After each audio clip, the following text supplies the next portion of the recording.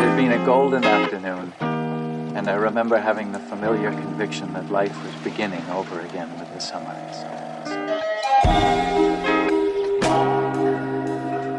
Maybe we could try. It's just a shame that flip cams have become so synonymous. Do you think we'll make it to... I don't know if we'll make it to 100 episodes with these guys, to be honest. Maybe. And I have a couple at home. I have to double check if they're the 2-hour recording time one, but there's, I think we'll be able to find them on eBay for a while. Yeah.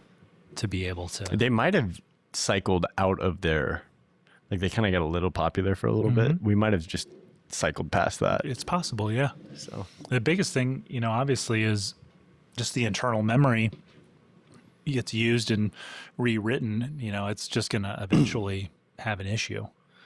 I mean, we've done a lot of. I know. Yeah. And we've only lost one camera. Yeah. So and I think that might have just been a battery issue too. Like I wonder if I could get in there and I have no idea. Rearrange kind of the battery plates and get that thing to work. I thought it was like the actual memory was having an issue. Could be you said something went black. That's concerning. I didn't. Oh yeah, right. So. I see what you're saying. Yeah, like is it writing data, especially over long periods of time, and if the camera warms up a little bit from our hour plus long episodes. Yeah, starts to glitch. That's a good point. We'll see. And you're recording audio. You slated. We're good. Tell them why we're here. Why we're here. Okay. This is... was it Tuesday? I don't think we've ever potted on a Tuesday. No. Everything on the surface to those watching and listening, it's Wednesday. It's Wednesday. No, it's not. It's Tuesday. It's Wednesday.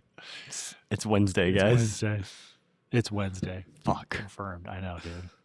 Well, have we ever potted on a Wednesday? No. So those watching, listening... obviously on the surface, everything looks like a normal podcast. But yeah, this was not expected today. So let's quick rewind to earlier today. Now, what's funny is Matt and I talked on the phone for like 2.5 hours today. It was a crazy day. And the first 40 minutes had nothing to do with what this podcast is going to be about. Yeah. You happened to call me and I had seen what we're going to talk about on my phone, and I was like, I better tell Alex about this. Yeah. And also, like, just get your opinion. Yeah. So I'm sitting at my computer this morning at like maybe 10:30, 10:15. I take the kids to school. I ran real quick to Salvation Army and Thrift World just to see if they had any early morning good, vintage that got put out. Nothing. And came back. And then shortly after I sat down, I opened up Facebook Marketplace, as I like to do. Looking for Carhartt jackets, anything Levi's. Always looking for little digicams and stuff, but everybody knows that those are worth money now, so you can't get them for under $100. Always looking for deals, right? VHS, whatever. And the first two things I see when the feed refreshes are two Leica cameras. An M11 for $7,500 and a Q2 for $3,750. And I'm like, that's interesting. Now, I thought initially, because my brain basically tagged the M11 at about $10,000 retail if you buy a brand new one. And I double-checked B&H, and a brand new one on B&H, the glossy black one, because they don't have the more matte black one with the red Leica logo on there. Right. Is like $9,850, just under $10,000. And I'm like, $7,500 for one that's lightly used. Pretty good. Is pretty good. That's a pretty good deal. So I posted a little story about it to Instagram, and then my buddy Brandon out of Salt Lake City, another YouTuber, he has an M11. He told me that this local camera shop that sells cameras nationally and I think even internationally, he's like, nah, dude, $7,500 is honestly not that great of a price. This place, Pictureline, and he sent me the post that they had has an M11 for like $5,900. He's like, so he's like, $7,500, I wouldn't go for it.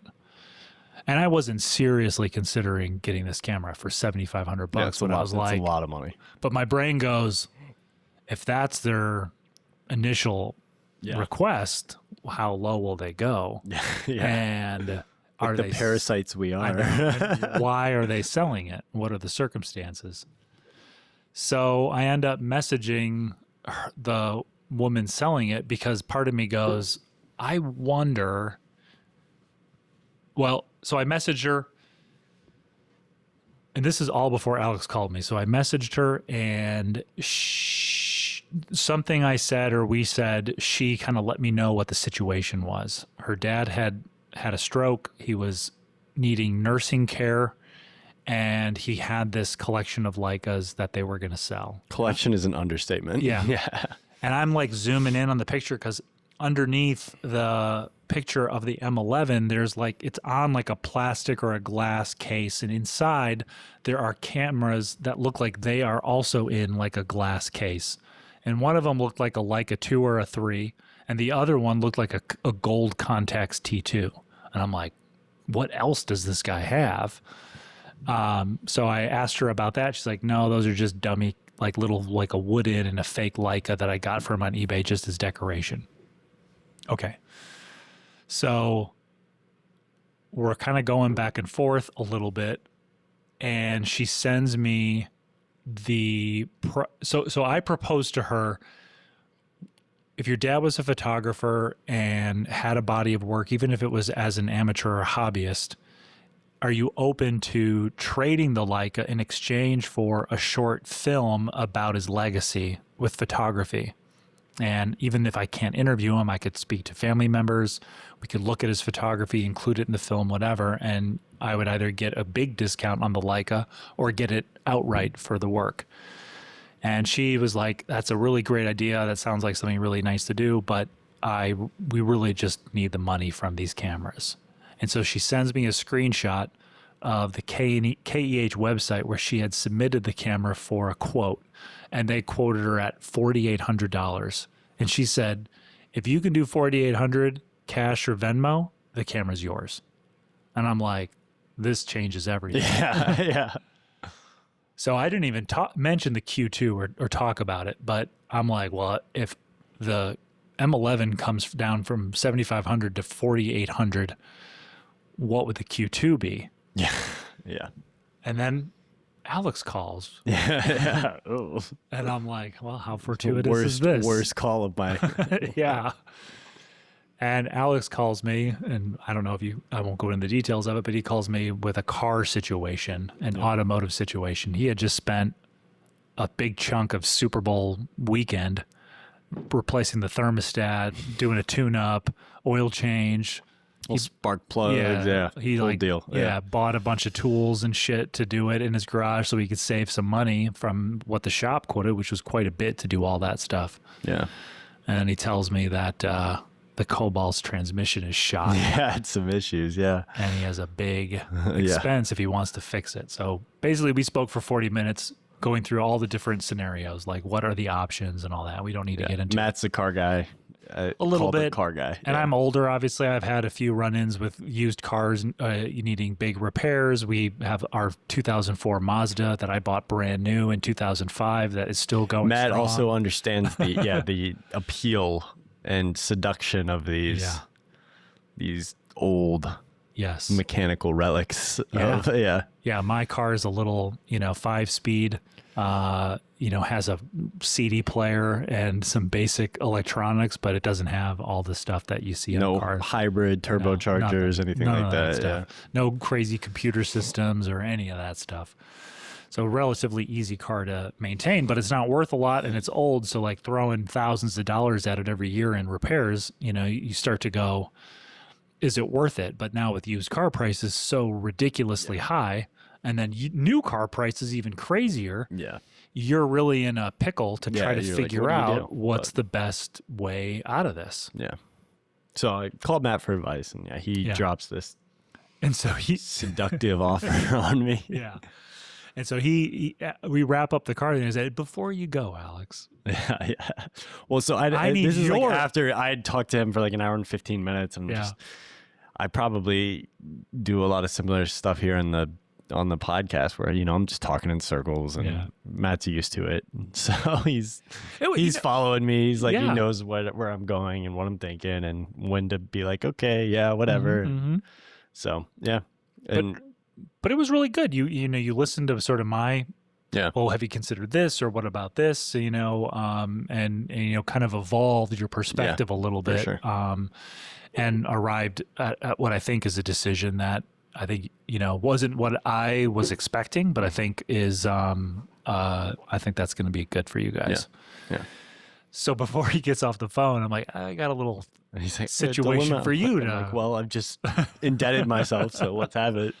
So I told him everything I just told you guys. I was like, so there's this Leica M11 on Facebook Marketplace, $4,800, and I'm like, I know I can sell a ton of the cameras I have in my collection. Well, we start going through like, okay, let's price this out. Like, what are you? Like, and like, I mean, Matt's talked about it on here 50 times, but you know, he's wants to pare down his collection or whatever you want to call it. And, you know, he's already, you know, he's got the Leica rangefinder, just got it completely CLA'd. It's in great shape. You've seen it on the show. The 3F. Yeah. And so he's got, you know, a lens for that. And, you know, he wanted a digital thing option. And he's had, you know, digital Leicas, but nothing. The X1 is my main Leica, but it has, the flash isn't working. Not that that's a huge issue. It has some quirks with the menu pad, like kind of going a little haywire. Every time I turn the camera on, I have to set the date because the internal battery is defunct, and that would be prohibitively expensive to send it off to Leica to have them replace that battery.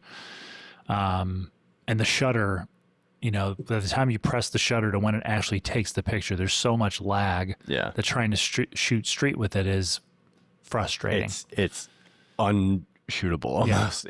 I mean, I really like the images it produces. It's an APS-C sensor. Obviously, the camera was very inexpensive. Well, it's fun. Like we'll be out shooting together, and it's like he, you know, you'll miss shots. Miss it completely. It's the same problem I have with like Fuji or something. It's just frustrating. And that's why I got the Ricoh GR and spent well over $100 on the 28mm viewfinder for it, because that camera takes a photo instantly, but it has dust on the sensor. So I'd have to send it off to get the sensor cleaned. And while I could do that with Precision Camera down in Austin, I think it's prone to getting dust again on the sensor. I really love that Ricoh, but not enough that if keeping it, because I think it's worth around 250, maybe 300. Yeah, no, you can definitely flip it for a little bit. Even with the dust on the sensor. You know, that's a good little chunk of change to put towards this $4,800 Leica. Sensor?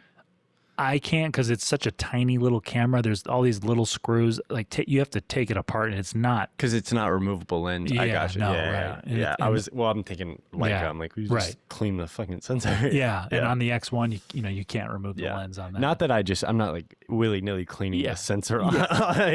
Squirting alcohol on there and using a vacuum to suck it out. Just like put the Dyson up again. So I'm telling Alex about the camera, and I'm like listing off all the camera bodies I have that I am pretty sure will get me to $4,800. I mean, I have a couple Olympus XAs. I have all these kind of Canon Digicams that are between $150 and $300 each. Like the long-term goal was kind of, and you might get into this, I'm sorry if I'm preemptively kind of. No, you're good. But the long-term goal was always buy these to get into, whether it's an M9 or an M240 or what, I forget what it is. Yeah, M240. Like M240D, M10D, M10, M11. Like it was, that and was even the goal. an M6, and shooting film. Yeah.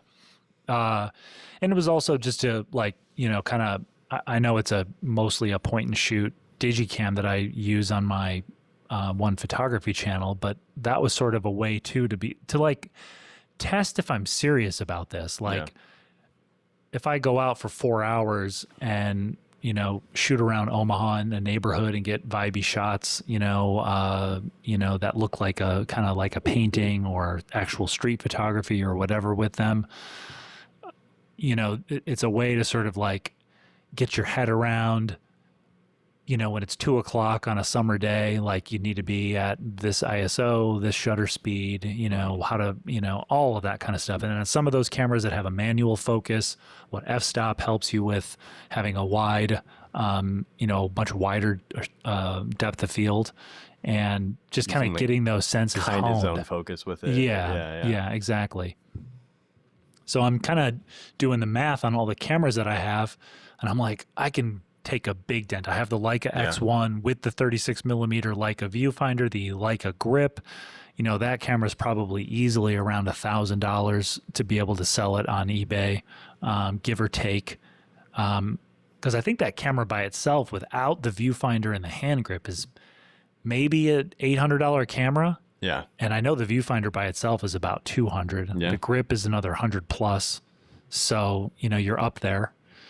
And then just to wrap up, I told him my ultimate backstop is I have a Canon C300 Mark II that I haven't used other than live streaming on YouTube, Gathering which is overkill. dust, essentially, yeah. Yeah, and that's a $1,500 to $2,000 camera, especially with all the batteries and cards and stuff. Well, it's like the other thing is that was always, I guess, for like our little like group, that was the cinema camera that we'd use. Right. Yeah. And now,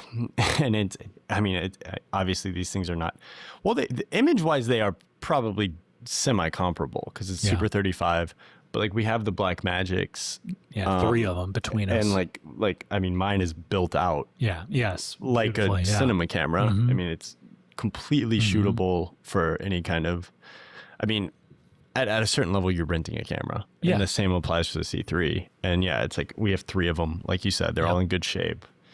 They're super easy to whip around, and honestly, that's another. And it's raw. It's a raw image. That's it's pretty good. And that's another Cinema DNG. Another camera that could be on the chopping block. I have 2 Blackmagic Pocket Cinema cameras. Yeah. If I really needed to unload one, I have one that's in mint condition that I would keep, and then I have one that's just a little bit, that I kind of repaired and cobbled together the best parts from multiple cameras. Was this the first one where, because we talked about it's the this one in I an got episode, for free. Yep. But and then you cobbled it together from others. And I bought like a lot of 2 that had issues. It's like the first 5 episodes of this podcast. Yeah, I know, we talked about that. Yeah.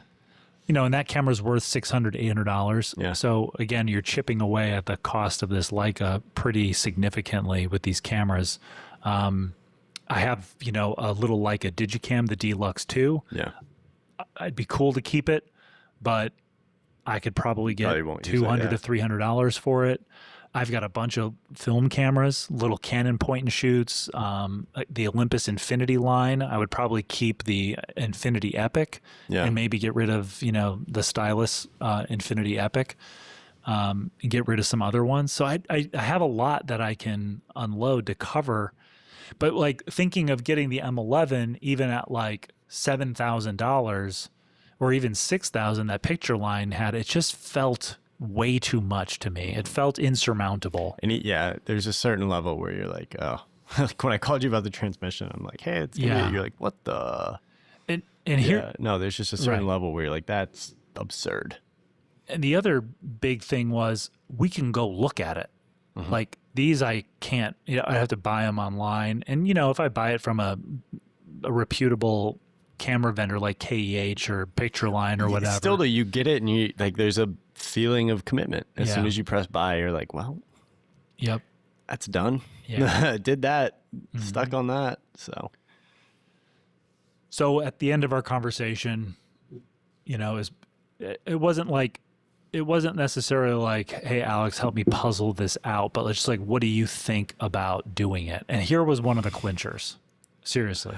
Yeah. You said, I'm like, yeah, but I don't have a lens. He's like, well, I have a Zeiss 35 millimeter. Yeah, that's gathering dust. Yeah. That's just sitting here.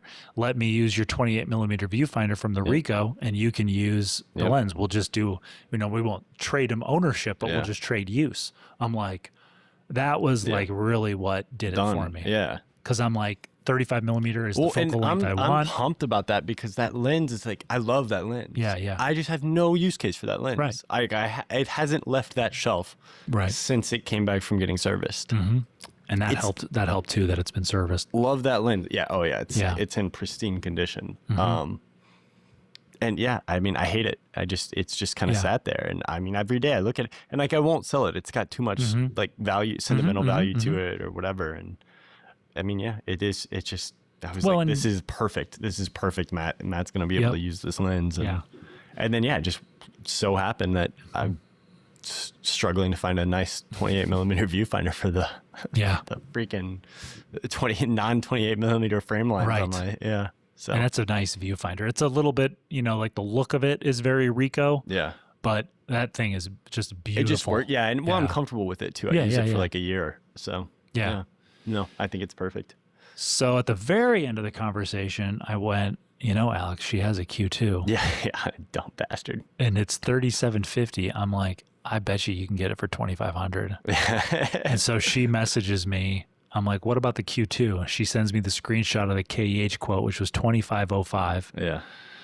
And I'm like, I knew it. So I told Alex, $2,500 Q2. Yeah. 28 millimeter Summicron on there. Yeah. Right? Is it Summilux or Summicron? Summilux? I don't know what it is. We can so look. Stupid. Yeah. Well, I mean, spoiler alert, right? Summilux, yeah. Yeah, Summilux. Oh, I'll show mine if you show yours. So Alex goes, that's interesting. I have a Sony mirrorless camera and a couple G Masters. Yeah. That have been sitting gathering dust, and maybe I unload those. Legitimately, so like this was a Sony, and I like the Sony A7 IV, one of the best cameras ever made. Yeah. You should edit out the reveal of this, by the way. I think you should. I might not edit. But the Sony A7 IV, one of the best cameras ever. This is, by the way, this is just a stupid episode. Like this might be a bonus episode. I don't know. It's just us nerding out about cameras. We've done this before, but I don't know. There's nothing artistic about this. This is actually a disgusting episode. We're just parasitic capitalist consumers. Like we're gross. But anyways. Opportunists. Yeah, we're disgusting humans. But yeah, the A7 IV is like one of the, and even talking about it, like I'm like, man, I love that camera. I do. It's amazing. I bought it when I was doing commercial work and haven't really done for a little period there. I used it and I used it for several jobs, and I have like the whole travel case built out. I mean, it was unbelievable. Yeah. I mean, it might be the best workhorse camera that's ever been made. Yeah. I use it for YouTube videos. Mm-hmm. When I was doing YouTube videos pretty frequently, I mean, like legitimately might be the best camera ever made. Yeah. Like from that standpoint, it has sat in my, storage unit unused for 2 years. Yeah. I've not pulled it out. Mm-hmm. I just don't have any use for it. It's not like, that's not what I don't do videography. I never have done videography. I used it for commercial photography, and I don't do that anymore. Well, and I'm not really interested in the type of commercial photography that was used for, which was like, I mean, yes, like portraits and things like that, but then also just like brand stuff, right? But not like in the life brand. Like, and you got to also think this was like what, 2020, 2021, 2022-ish, I guess, or whatever. And like, now I think it is more acceptable to just like show up with a film camera. Yeah. And it really wasn't then in the same way. No. You didn't have like AI in the same way, image generation. Well, sometimes they want you to shoot tethered, like they want to see the photos as you shoot them. I mean, and that, I had like, the Sony was great for that, right? Yeah, 100%. You could tether in, right and wireless, view it to the iPad. I can do all that. I actually need to check on that. I don't know if I can do that with the Q. Yeah. But well, let me just give. It's great camera, but it's just going unused is the long story short. And the other thing too is, for those of you who haven't been listening to this for a while, maybe you're new with this episode, the cameras Alex does have are a Leica M4 and he has the Leica M9. I think, I mean, those are the main ones. I don't think you have any other. That's it. I mean, any other cameras. Black Magic. Yeah, for a little bit of time, you had a little Canon Digicam or something. Yeah, got rid of that. Yeah, but I don't hold on to anything. No. Like, I mean, like, if I like the M9 and the M4, I've had both of those for like 5 or 6 years. And you had an M6 that got fully repaired after an accident, and right afterwards, because it was basically brand new, direct from Leica. You sold it. Yeah. And I mean, essentially, I had the thing that I joked with Matt about where I didn't want to use it because it was so new. Right. And it was just so pristine. Yeah. And I had all the service records and everything. And then also I just didn't have a use case for it because I kind of bought that to shoot color positive film. Yeah. And the reason I bought that is like color negative film, I'll shoot on the M4 all day. Like I can kind of just eyeball it and figure it out, and it's forgiving enough. Color positive film is not forgiving. I don't know if people have shot, anybody listening who shot color positive film knows exactly what I'm talking about. Dialed in. You have to nail it, and you can put a light meter on the M4, but that something about that built-in light meter on the M6 makes it so much easier. Yeah. But the problem is color positive film over the course of the time, like that camera was away for a year getting restored by Leica. And while it was away, the price of color positive film went up probably 50%. Yeah. I mean, what's a roll of Ektachrome now? Like $30? I'm sure it's like, I think 36 exposures is close to $30 of Ektachrome. So you're talking $1 and it just became, and then getting it, anybody like, you have to get it developed, you have to get it put into slides, and it's awesome, especially if you have like a slide projector, but it just wasn't worth the investment or the time commitment. Yeah. And I was like, well, this is really the only reason I have this camera. Like I'll shoot color negative on the M4, and I only shoot Tri-X anyways, because that's the only thing I can actually do in a dark room. Yep. We don't have color dark rooms. It's just, that technology is hard. I mean, I could do it. Yeah. But it's just the temperature and like the testing for printing. It's just a lot. Yeah. It's not as easy. Black and white is easy and it's beautiful, and it's cheaper. It's cheaper. It's everything about it is all the people who I love, like, a lot of them shot black. I mean, obviously like Eggleston, Stephen Short, but anyways, so yeah, I just got rid of it. I sold it. I was like, let's get out from under this. The value's never going to be better than it is right now. Like, I'm just going to start to. And after, we've been friends for a long time, I was there, maybe not as closely since we started the podcast, but before we started the podcast, and you can see this for those of you who are interested on Alex's YouTube channel, where he ripped through a bunch of different cameras. I mean, some seriously good stuff. Oh, I mean, you had I went through a phase for sure. Yeah. But, similar to me. I mean, what we had the Contax. Yeah, the Contax G2. That was awesome. Love that camera. The Rolleiflex. Yep. Only camera I regret selling out of this entire group is the Rolleiflex. Yep. That's the only one I actually miss. Did you have the Mamiya 7? Mamiya 7. Yep. The Texas Leica. Leica. Yep. The Fuji, what is it? GX 470 or whatever. Yep. The Hasselblad. Yep. Hasselblad X, what is it? X something 5. I can't remember. Whatever. But it had the removable back, and it had the film back. So you could shoot 4x5 or not 4x5. You could shoot medium format. My brain's not working right now, but yeah, you could shoot just medium format. Yep. Or you could shoot digital. Yep.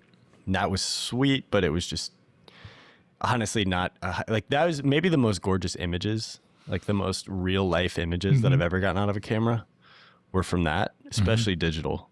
God, that was pretty, but yeah, it didn't make a lot of sense. And like, I had it in like it looked like the nuclear football case that you see in like the movies. Yeah. I mean, it was too stressful to have that thing. SL2S, which I vaguely recall. And it's not, I don't have a lot of money. Like that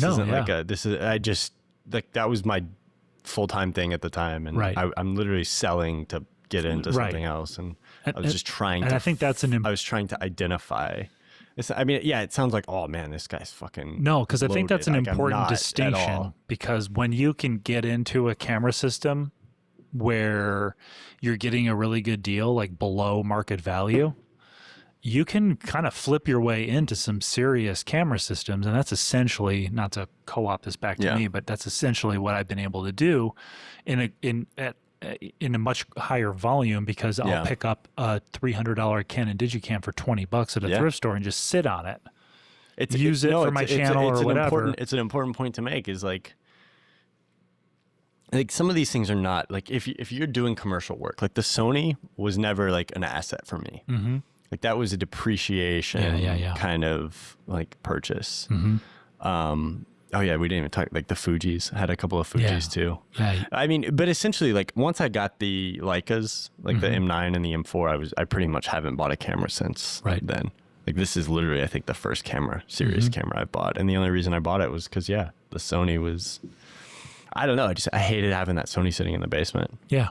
It's such a beautiful camera, but I mean I don't have a use case for it. I just do not have a use case for it. And I hate that the C300 is sitting there for over a year unused. But the only thing I will probably use it for is to live stream, and maybe I would use it on a little doc project or something, but it's just the Super 16 looks so cool. I know. I really enjoyed shooting a lot of my YouTube videos on the Blackmagic Pocket Cinema camera. Yeah. As far as like B-roll goes or a talking head kind of thing. And yes, there are lots of frustrations with trying to like run and gun with that camera on a little doc shoot, but part of me is like, I can make it work. Yeah. The thing I think about is like that is like every great doc that I love was made with a camera that is shittier than that. Yeah. And so you pair that with the idea that, you just get a good sound person. Right. Who knows how to make sure that you're getting your slating right. Yep. It might not be as sophisticated in the sync and things like that. But I mean, everything on film was just slated and you have to make sure you match the tracks correctly. Right. So if you're, if you're on your craft, then it's not going to be a problem. It's a great looking camera. And you know what? If you bust that thing up, you just, and you're on. Good to go. Yeah. So at the end of that conversation on the phone, you were left contemplating making the purchase of the Q2 work, and I was left sort of with two feelings. The big one is just disbelief that this was happening. I'm like, am I really going to get an M11 for $4,800 today? My brain is just going, there's a catch. There's something that's and that was the biggest thing is when we were talking, I was like, oh, this is amazing. You should go for it. But also as somebody who's like definitely gotten into some like bootlegged deals on cameras where you're like, oh, this is a scam. And you start to identify it because that's the first thing you asked. You're like, is this legit? Like, yeah. And I'm like, she knows a friend of mine. Well, like, and even then I'm like, are you sure? Like, this isn't one of those like da-da-da. And I mean, no, it like can confirm. Yeah. Was legit. But I mean, that's the first thing. It's like, if usually, the rule of thumb is if it's too good to be true, it is. Right. And that's what I was thinking the whole time. But then I also told Matt, I was like, we have this constant reference point and where, for anybody who's like a typewriter nerd, there was this, so the absolute peak of the mechanical typewriter world. Oh, buddy, here we go. The Rolex Submariner of the and I mean, like I know there's like I know there's a lot like but like I think for like the average person, the Sub is the peak. So I'm the combination of luxury, utility, just reasonable affordability, a mechanical like masterpiece. Yeah. Right. And it's durable and it's timeless. Yeah. Well, that in a typewriter is the Swiss made Hermes 3000. Oh, buddy. And they go for anywhere from 700 to what, 1500 maybe. Like a good deal on a Hermes is like $350 at an estate sale. Like that would be, and it's probably pretty fucked up. Could be some cosmetic issues, or if they did baby it, it's gunked up. It needs a lot of work. Needs some attention. Needs to be maybe it needs the platen redone. Stuff like that. Yeah. So like the best. So this person that Matt knows, and Matt almost took advantage of this deal, just didn't get it in time. I was late. it was $5. Like it's the constant like, oh yeah, I got an M6 at a thrift store for $5. Yeah. Like joke. Yeah. And yeah, our Hermes 3000. It goes up on Facebook Marketplace. It's down, I think, in Platt Smith or Nebraska City, and it's posted for $5. And he thought it was fake too. I'm like, this is just this is a really niche scam, or a like scammer whatever. in Africa is gonna try to get me to send him money or whatever. And so I like how Africa gets all the blame for that. Well, there's all the Nigerians. I mean, people from all over the country, but the stuff that's in the cultural zeitgeist is always these guys in internet cafes in Nigeria that are trying to steal people's money. Get your money. Yeah, and Matt knows the person that ended up buying it. And so that's always like, it's like, if it's too good to be true, it is. But it could be a Hermes 3000 situation. For $5. And this kind of seems like it was an Hermes 3000 situation. That's what it felt like to me. I mean, I know it sounds crazy for some people that, aren't. We're going to go to register the serial numbers, and it's going to be like flag, stolen, FBI shows up. No. With that body selling through Picture Line for around $5,900, some people might be going, geez, dude, $4,800 it's not like it's not the greatest deal. It's like some phenomenal deal, but the demand is so high that if you listed a Leica M11 on eBay or KEH or whatever for $5,500, it would not last an hour before someone bought it. 100%. Whether they bought it to flip it, whether they bought it to own it. And if you listed it for 48, you probably not get to, as soon as eBay cleared the listing, you would have. Yeah. It would be gone. Someone would just pull the trigger and get it. And think they were getting scammed. Right. And if you ever saw one, especially for sale online in a more like on eBay or KH or something like that, maybe eBay, where like and just a normal person can sell something and it was below $4,000, everyone would think it was stolen. They probably would be afraid to buy it because it is beyond too good to be true. Yeah. But everything added up. This young woman, her profile, her seller history. We had a mutual friend. She told me that friend had photographed her wedding. I mean, like everything just kept showing that it wasn't bullshit. She responded to messages right away. Communication was great. And so she wasn't available until like 6:30-ish at night.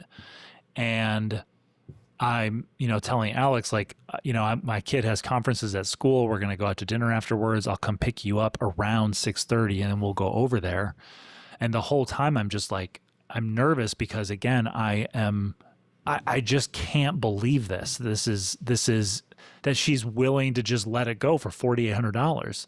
Like, why not wait a week? You can sell it on eBay for $6,000 probably. Yeah.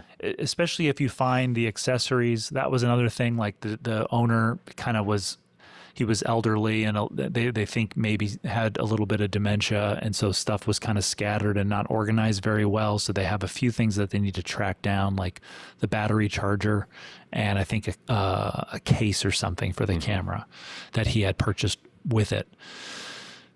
So we drive over there, we're both, in a good mood, optimistic, chopping it up. I don't even think anything about the cameras. And we pull up. House looks nice, it's not like some cul-de-sac scary, kind of thing, all that, and sort of like a slightly older part of West Omaha.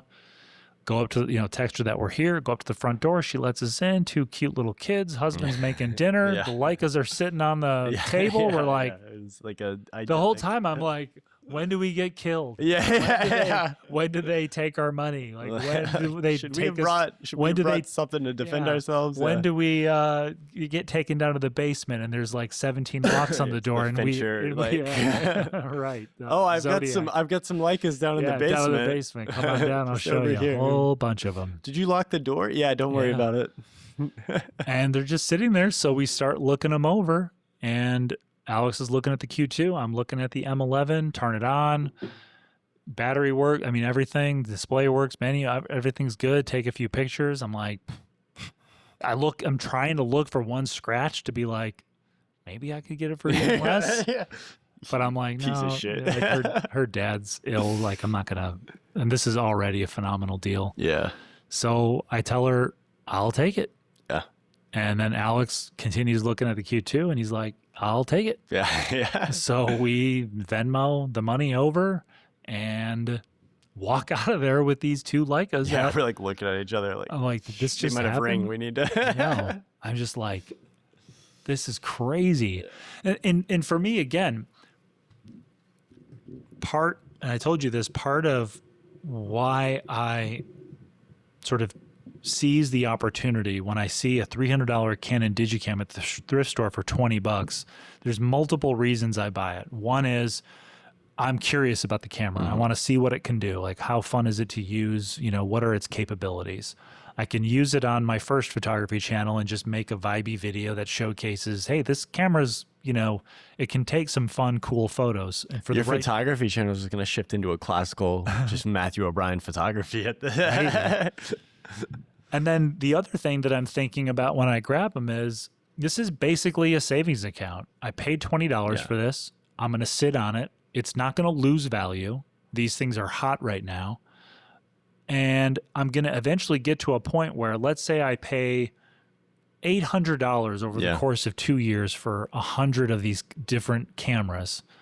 They're going to be worth thousands of dollars to be able to sell. I mean, it's not dumb. Like I mean, this. it's like buying an asset. Yeah. I mean, and to be fair, you know, you probably are better off owning an asset right now than just having like cash in an account. Cash in an account. And it's hard to have cash in an account. Yeah. An asset is easier just to get it. And you're going to be just a general rule of like life and finance that I've learned is you're always going to be better off with an asset than you will with just. Right. It's just how people stretch the definition of asset. And obviously there's a lot of stuff, but you're always going to be better with an asset. Plus, you know, Matt and I have talked about it 100 times too. It's like, buy things that are going to last and that you can put your mark on, and you know they develop a quality, like a sense of you as you. There's nothing more fits the bill than. Can we just bring it out? Can we show it? Yeah. Let me just say one last thing about the whole like savings account of the stuff. There was always something in the back of my mind that said, because I have thought about how could I get my hands on an M11, on a digital Leica rangefinder, and an M9 or an M10. Anything between an M9 and an M11. How can I get my hands on that body, and then eventually to start a 35 millimeter Leica lens, which is another thing that I have to figure out. But I'm gonna probably. It's funny how the consumption process, like that's what I hate about this is how consumer minded it all is. Like how much it's just like, if I get this thing, then this thing. I mean, I guess like it's not really because you are getting rid of things to. Yes. Like it's not like you're just consuming a new thing. It's like you're exchanging essentially. Yeah. And you know, part of it is almost less consumer minded with you because you're getting rid of a bunch of shit. Yeah. To 100%. like focus in on. Okay, these are like 3 things that I'll use for the rest of my life, and I'll give to the girls and.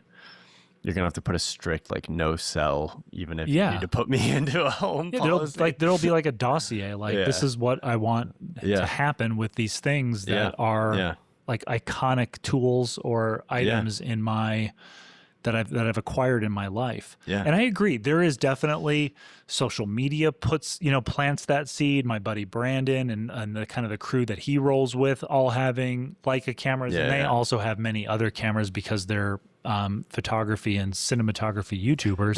There's a cool feeling that comes walking out with Leica. It's just, you know, and it takes, it can produce the foundation of an incredible image. Obviously what you do as a photographer is the biggest part of that, composition, exposure, you know, all of those aspects of the craft. And it's a good tool though. It's a good tool. I do like to really sit nice there hammer. And it is a little ridiculous that part of me goes, well, now I'm really going to start taking a lot of photos because I have this. I mean, well, and now like, you know, there's accountability. It's interesting to talk about it, and it's what's fun about that is now there is like there is no if I and if that comes up again, then like, oh, it was never the Well-Fi. Right. And then that's another conversation to have. But yeah. And, if 6 months, a year from now, we're sitting here on this podcast and I'm going, I haven't really shot with the M11 in like 3 months. Dude, Film Photo Friday is so bad. Oh, dude. I know. And the cameras that I was taking with me every day, I was going with my F1 and my QL17, but film it. Yeah. My revenue has been inconsistent, and I just have not been able to come to terms with the cost of the film developing and all of that. We call it Film Photo Friday. It's actually just fun. But between his M11 and my darkroom membership now, right, and your darkroom membership with the M4, like it's on. Yeah. It's gonna be a good summer. And if only we had a studio space. And I think too, one of the other things I hope to have happen with getting rid of so many cameras to focus in on this one is that, part of having like a collection of cameras, every time you buy one and then keep it, you're sort of saying to yourself, I really need to shoot with this camera. And every time you look at them and you haven't shot with them, there's sort of this like little hit that your psyche takes where you're like, you feel guilty or bad or whatever that you haven't done it. So there's sort of like a burden that they give you. Yeah. And when you're creating work on my YouTube channel, where kind of the deal of that channel is I'm experimenting with all these different cameras, it sort of scatters your focus, pun intended, where the work isn't getting focused through a specific camera, the look and vibe it has, all of that 100%. Stuff. And I definitely want to shoot my medium format camera. I want to shoot my F1. Well, I want to shoot these other cameras. The Grainy Days channel. Yeah. I was talking about that with a buddy the other day. I watched this. He did this video where he went to Sturgis. I don't know. I think I sent it to you a long time ago. I didn't actually watch it until the other day. I fell asleep on the couch for a beautiful, beautiful Sunday afternoon nap, and it was just on when I woke up because it just somehow cycled through. Great Sunday afternoon naps are just peak experience. And that was the thing that always frustrated me about him is I was like, man, he definitely has like a vision, and he puts himself in these situations to take like photos that align with that, and it's really good, but he always switching up cameras, and he's really nailed it down. It seems like seems like he only shoots with a few cameras. It's definitely a little bit more concentrated. I mean, it's like the Rolly and like the contacts and like maybe a Leica here and there or something. And then he's shooing 4x5 and and he'll the 8x10 I guess, or sometimes the 8x10 but no, I like that. I like because I've got the 4x5, and then like everything I've taken in the last few years is either on the M4 or on the M9, and those are so, like, especially I'm using the same lenses, so there's something to be said for everything goes through. I mean, in your case now, there's going to be like a couple of digicams and like Leicas. Yeah, and even on the digicam front, I'll probably keep the SD1000. You don't know what else, Yeah, the X1 is gone. The Ricoh GR will probably go. I have a couple other little Canon PowerShot digicams, a G11. I don't know if I'll get rid of the G11 just because that's the only one of that G series that I have. But that's the other thing too. I've shot with that camera on my YouTube channel. And now if I have the M11, am I ever really going to go back to it? I don't know. But it could be one of those where like, okay, just sit on it for 6 months to a year. If you never revisit it, then make the decision later. The cameras that I will be keeping, the Contax T2, my Canon F1, the Leica or the Canon QL17. I have the Leica 3F. That's all ready to go. And then I just sent off my Nikon S to get CLA'd by Precision Camera down in Austin.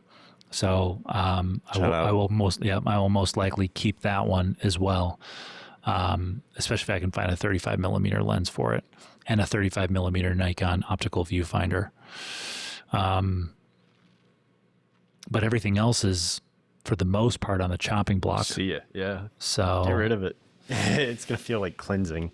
Yeah. Well, it'll feel sort of like just sort of validation that your instincts to acquire these things for that rainy day where you need to cash them in. And I don't mean like, oh, I broke my leg and I have hospital bills. I mean, this insane opportunity arrived and I can comfortably take advantage of it. Well, that's the other thing about these cameras is like, it's like, I talk about, that's why I say be wary. Like it is important to, think about them as an asset in some regards, but be wary with doing that because also at the same time, like a camera is not supposed to be on a shelf. Yeah. A camera is like old shit. Like, old shit is fun to buy, but it's only fun to buy when it works and you can use it. Like there's nothing sexy about, like there's maybe like, I can see aesthetic value, but I would never have a typewriter.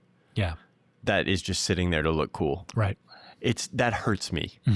Like I mean, just look around here. Like I don't think there's anything in here that doesn't get used. I mean, it's like that typewriter gets used. And if it didn't, I would get rid of it. Right. Like there's a typewriter up there. There's a couple up there that like need to be serviced. Obviously that's just a financial thing. It's like, gotta wait till I find the right. That's right. We don't have any service people here in Omaha. So you got to mail it or you got to drive it somewhere. Yep. So that's its own thing. But I like using stuff like when I get that service, one of them will go somewhere else so I can use it there or whatever. But like, I mean, like I bought a couple of like pipes at different antique shops or whatever. I use them all. Yep. The cameras, I only have like 4 cameras. Yeah. But you did use them all. like with the pipes of the typewriters, and I like old shit, I like old shit that is usable.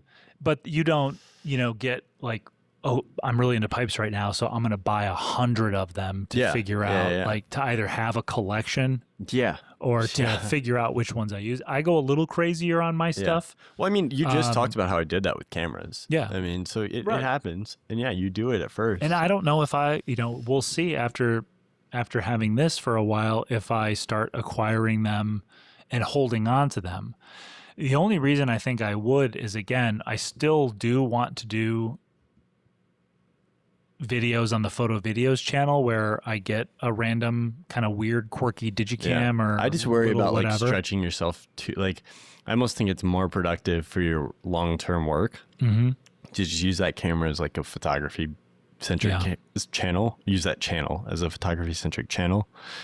And then, occasionally, like you are in some weird situation, like, I mean, we go to some funky places and like, we got to tell the biker shirt story too. That's hilarious to me. By the way, I was like, I told Audrey, I was like, Matt's going to spend like $300 here. And then, I actually exercised restraint. I only bought 25 because I'm like, I'm going to treat this as a pilot run. I'm like, nothing indicates that these t-shirts are going to go anywhere in bulk anytime soon. Yeah. Especially because I'm not telling anybody about them. And I'm like, so I'm going to do like a pilot run at the shop. And if like these things fly off the shelves, then I'll go back up there and get more. Oh, for sure. I bought one and I told Audrey, I was like, this might just pay for the whole day. Like we spent like $30 that day or something. I was like, this might cover the whole thing. Yeah. Like, oh, for sure. Anyways, that was crazy. Nuts. But no, you're in some weird places and like you're in barns and like people's houses. Oh yeah. And like, there's is a chance you thing. find something nutty. Right. And then you put it on the channel. But I do think it's probably more productive to probably just focus on like, these are my 5 cameras and, these are the 3 that I use out of the 5 most commonly. It's probably like the Canon, the Leica film and the M11 now. Yep. Yeah. And there's something about T2 maybe, but that's expensive. Yeah. Having that camera, the M11. And when I do go out on these pics, because I've talked how I want to document them. Like I want to photograph the spaces that I'm in. I want to shoot portraits of the people that I meet. Like the woman in Missouri Valley, who's a clairvoyant former butt model. Now you just have it. Yeah. And it's like, can I, I'll have the camera on. Yeah. Like, can I take a photo of you to document this? You can totally say, no, it's fine. Yeah. And even today, and it's digital and it's so unassuming. It's not like you're showing up with a DSLR.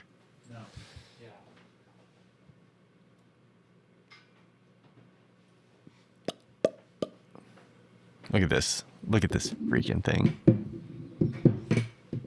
You got to learn the Leica way, buddy.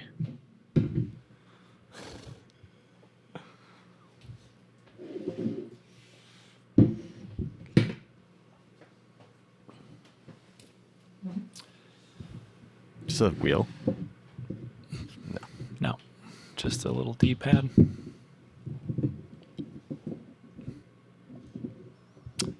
Yep.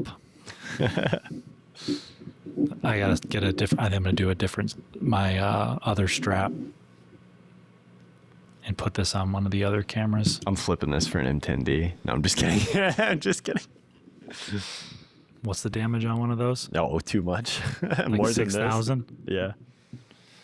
Can I find one of those for? I know. So yeah, I've never seen one in Omaha, by the way. an so. M11 with the original packaging. She has to find the extra battery charger, but it has one battery. The camera strap. She says she has a case for it that she'll include. She just has to find it for $4,800.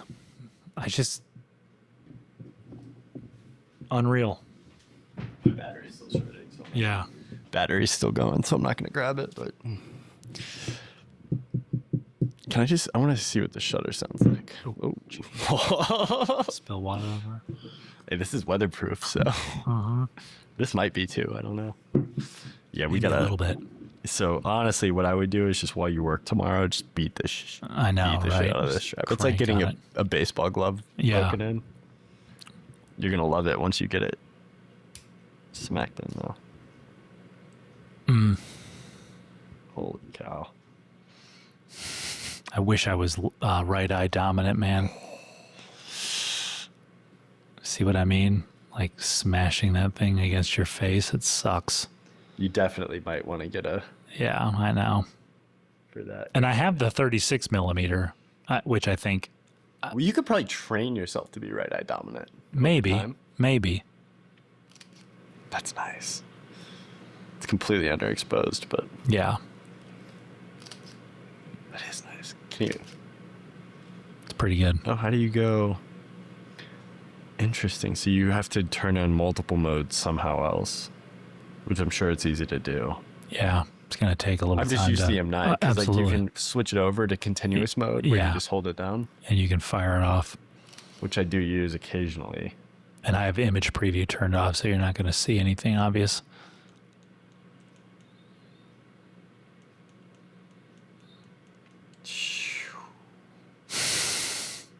Yes, sir.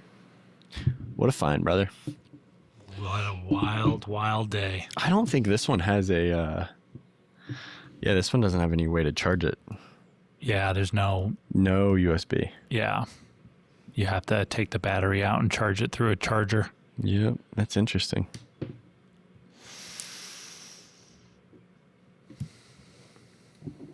Crazy, dude. Bloop bloop. What's the trick? So, just barely press it. So you open it, you pop it, and then just. Do that all. Yep.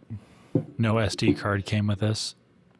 But it has internal memory. Right. Oh no, it does have no SD. No SD. So yeah, you do have internal memory, which is kind of nice, because yeah, I've only done it one time, but I did forget the SD one time, and it crushed my soul. Yep. I'm not the kind of person that carries SD cards either. I have 2 cameras that take SD cards at this point. So, so another thing I'm really excited about this is whenever I go out and shoot, Audrey never has a camera. Mm-hmm. So now Audrey will finally have like a camera, a digital. I've just never had a digital. Like I guess she could use the Sony, but it's just I don't know, dude. It's like you're lugging around. It's not a fun camera. So this has the option for. I mean, she knows how to shoot manual, but it's just not fun to shoot manual all the time, especially if you're not like if you're not like. I don't think about it. Yeah. But it's just that's from doing it a lot. Right. And if you don't do it constantly, then it's just a pain in the ass. Yep. And it kind of makes the process less fun. So you can turn on autofocus and auto exposure on this, and digicam it. Yep, which is really cool. Really cool. So on the drive home, I was and it's weatherproof. I was like, how about we go into the house and just rip a podcast about this? And I'm like, we're at 102. Yeah. Let's go. So that's the story.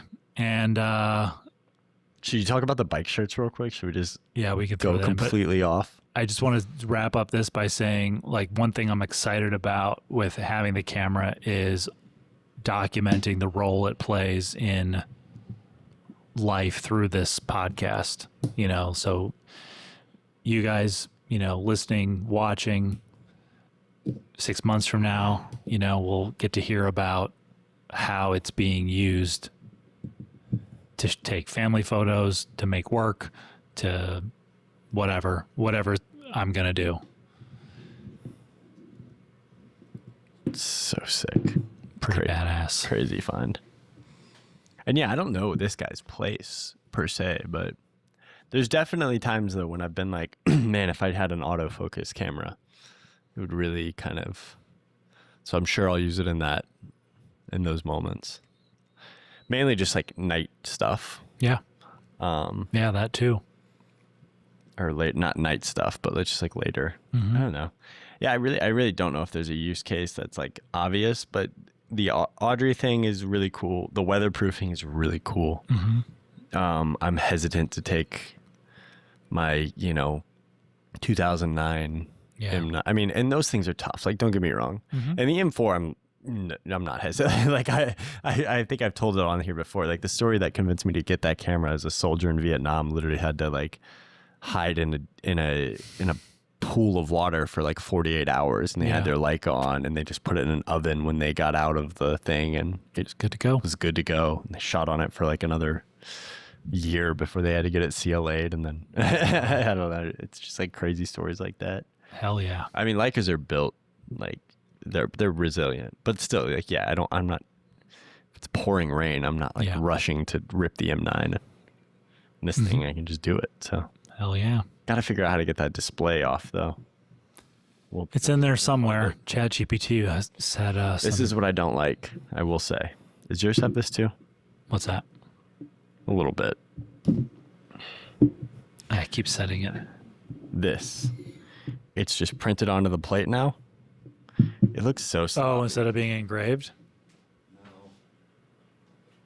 This one doesn't have anything but the sticker on the bottom. Oh, is that a sticker? Yeah, it looks like. See, look. Yeah, right. Just the bottom plate. Yeah. Like this. All that beautiful brassing on there. All the beautiful brassing. Yeah, they really wanted it to be closer to the film style. Yeah. And a lot of people complain about this. Like, I get it. That battery style is better, maybe, if you're doing a lot of commercial, but there's something about this, man. No, I don't disagree. There's something about.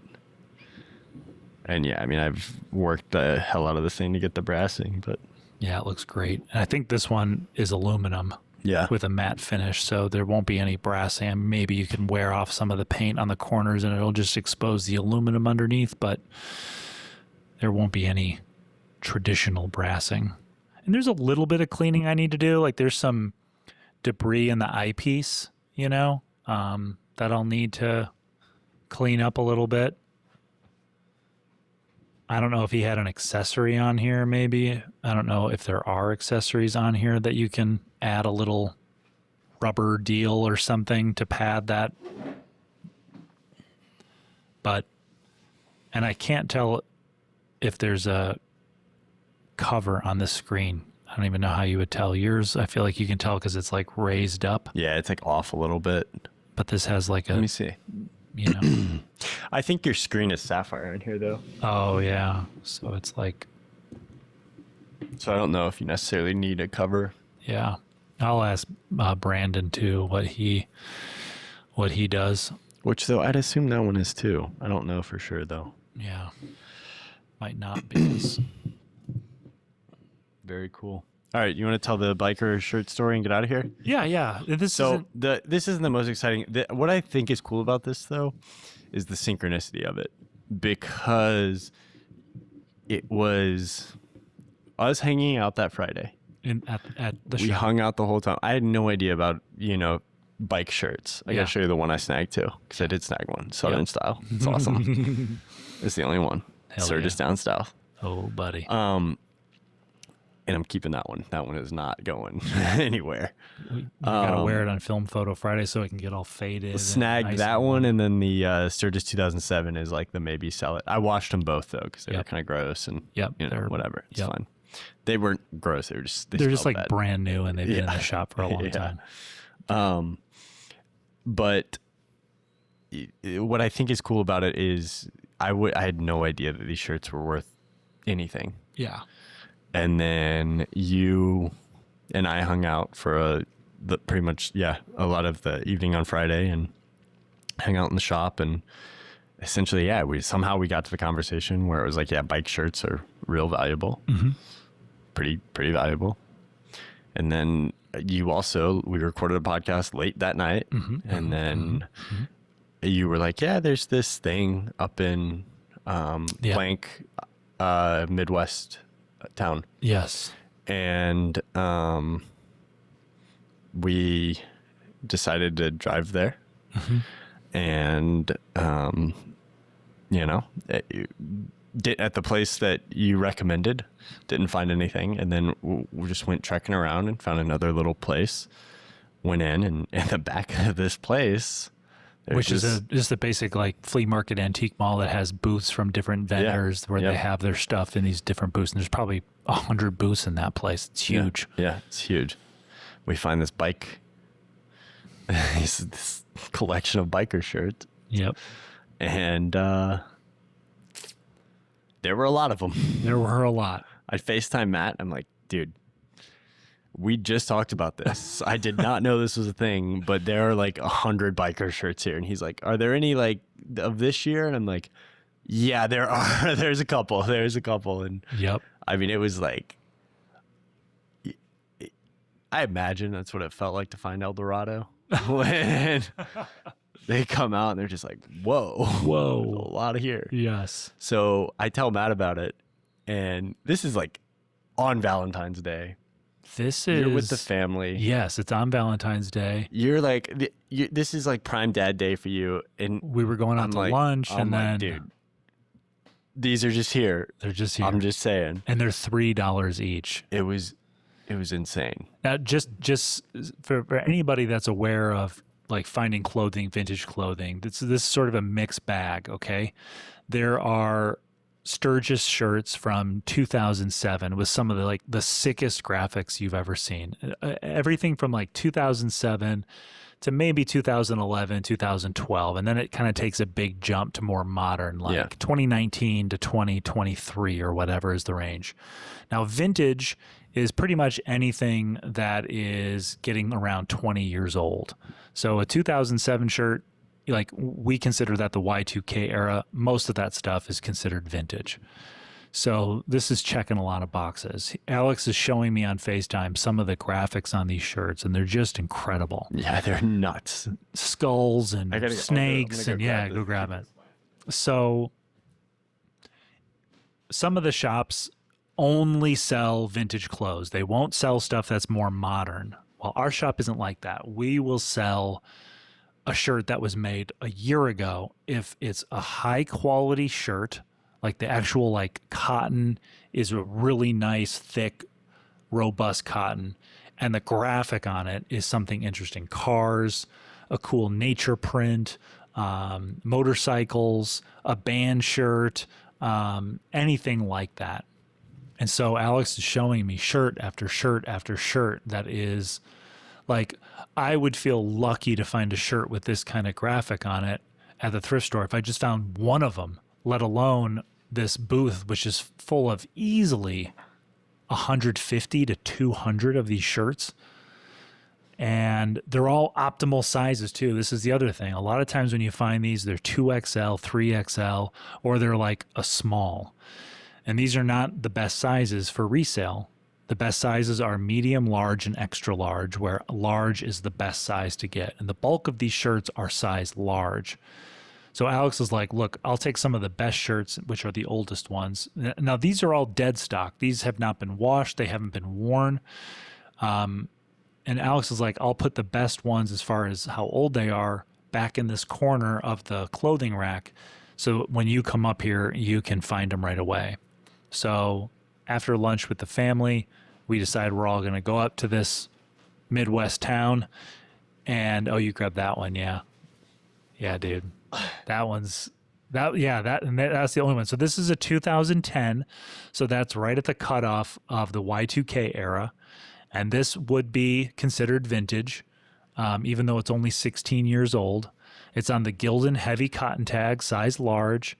Awesome graphic. Little front hit, Sturgis, Mississippi. And then the back hit is just awesome. And Skull. The gray is just dope too, with the chopper. I mean, like, I can grab the 2007 one. Yeah. And they had multiples of this one. So I get up there, I start going through them all, and I'm saying to myself, I'm only going to get a small amount, because if I bought all of these, I would have too much capital tied up in these shirts, and it might take 6 months to sell them all. And I'm not 100% sure, because they're new, like brand new looking, if people are going to like them as much as a sort of a typical vintage shirt that has a little sun fade on it, maybe some holes. It just looks more lived in and worn, which most people want over a shirt that looks brand new. So I go through and I pick the best ones that are size large and medium. I get about 25 of them at $3 a piece. And they're all just like incredible graphics. And the ones I was leaving behind were not as good of graphics, but if I, again, saw one of these at a thrift store, I would have been like, oh my God, this made coming to the thrift store for this one shirt completely worth it. So I brought the t-shirts into Josh today. We took a look at them, and he's just like, yeah, dude, these are sick as fuck. So we are definitely going to put these in the shop. And we're basically just going to trickle them out. Yeah, dude, this one's insane. Now, this one had all of the ones that I found, because I bought multiples of this. They had the original tags. It had a sticker on it that talked about how it was the award-winning design for that year. It's on the Delta Pro weight tag, a large 100% cotton, nice, thick, heavy cotton. So a real quality t-shirt. It's from 2007, and it's got this hog on this chopper with this like skull headlamp. Like, just incredible. It had been a golden afternoon, and I remember having the familiar conviction that life was beginning over again with the summer. So